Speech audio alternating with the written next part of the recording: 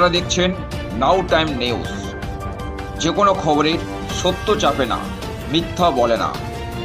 আজ আপনার এলাকার খবর দেখতে থাকুন নাও টাইমস নিউজ চ্যানেলে। নীলদিগন্ত সংস্কৃতি চর্চা কেন্দ্রের উদ্যোগে রায়দিঘি বাজারে মহাসাড়ম্বরে অনুষ্ঠিত হল মাতৃভাষা উদযাপন ও সাহিত্য সভা। এদিন জেলার বিভিন্ন এলাকা থেকে কবি ও সাহিত্যিকদের উপস্থিতি ছিল চোখে পড়ার মতো।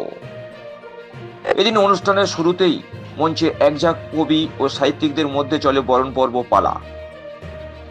এরপর সঙ্গীতানুষ্ঠান ও নৃত্যানুষ্ঠানের মধ্য দিয়ে অনুষ্ঠানের শুভ সূচনা হয়। পরবর্তী এদিন কবি ও সাহিত্যিকদের গলায় একযুগে মাতৃভাষার উপর আলোকপাত ছাড়াও আগামী দিনে কবি ও সাহিত্যিকদের লেখার মধ্য দিয়ে পট পরিবর্তন ও প্রতিবাদের ভাষা তুলে ধরা, এমনটাই বক্তব্য দিতে দেখা গেল সকলেরই। এদিন বিভিন্ন এলাকা থেকে আসা কবিদের নানাবিধ ছড়া বলতে দেখা যায়।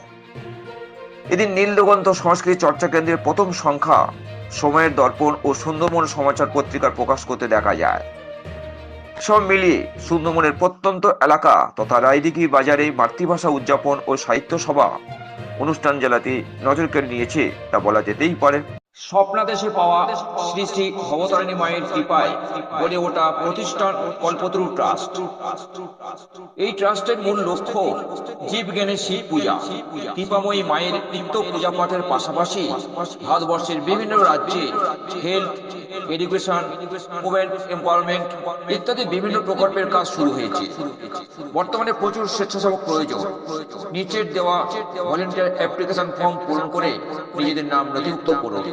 যোগাযোগ নাম্বার 8927856576 এবং 9330519826। ধন্যবাদ আনতে কল্পতরু টেন। দাদা, আপনাদের কেন এই উদ্যোগ? উদ্যোগের একটি বিশেষ কারণ হলো বাংলা ভাষা চর্চা। একটা জাতি তত উন্নত হয়, সে জাতির যত ভাষা উন্নত হয়। বাংলা ভাষা শ্রীবৃদ্ধির জন্য আমার এই প্রয়াস, এবং সাহিত্যের মাধ্যমে সমাজের ছবি, বর্তমানের ছবি তুলে ধরাই আমার মূল উদ্দেশ্য। সমাজের যেমন ভালো দিক আছে, তেমন কিছু অবক্ষয় আছে। কবি সাহিত্যিকদের মূল উদ্দেশ্য ভালো দিক এবং অবক্ষয়ের দিকটা তুলে ধরা। বর্তমানের ছবি যত বেশি উঠে আসবে, তত যুব সমাজের কাছে পরিষ্কার হবে সমাজের অবস্থান। সেই বার্তা নিয়ে এই আমাদের সাহিত্য চর্চা। কি বার্তা দেবেন এখান থেকে? বার্তা একটাই, মূল উদ্দেশ্য হচ্ছে সমাজের হিত সাধন করার জন্য সাহিত্য চর্চা। সমাজের যত ডেভেলপ হবে, সমাজের উন্নতি হবে, সেটাই ভালো। আর সাহিত্যের মাধ্যমে, শব্দের কারুকার্যের মাধ্যমে সমাজের চিত্র যত উঠে আসবে, সাধারণ মানুষ সেটা পড়ে সমাজ বিষয়ে জানতে পারবে এবং তার থেকে পরিত্রাণের রাস্তা তারা বের করতে পারবে। কতজন সাংবাদিক সাহিত্যিকের উপস্থিত হয়েছেন?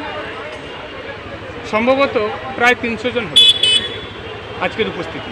এটা কি সম্প্রীতির মেলবন্ধন তৈরি করা? আমরা আশা করেছিলাম 200 জনে, সেটা ছাপিয়ে 300-তে এসেছে। এটা কি সম্প্রীতির মেলবন্ধন তৈরি করা? একদম একদম, সম্প্রীতি তো অবশ্যই।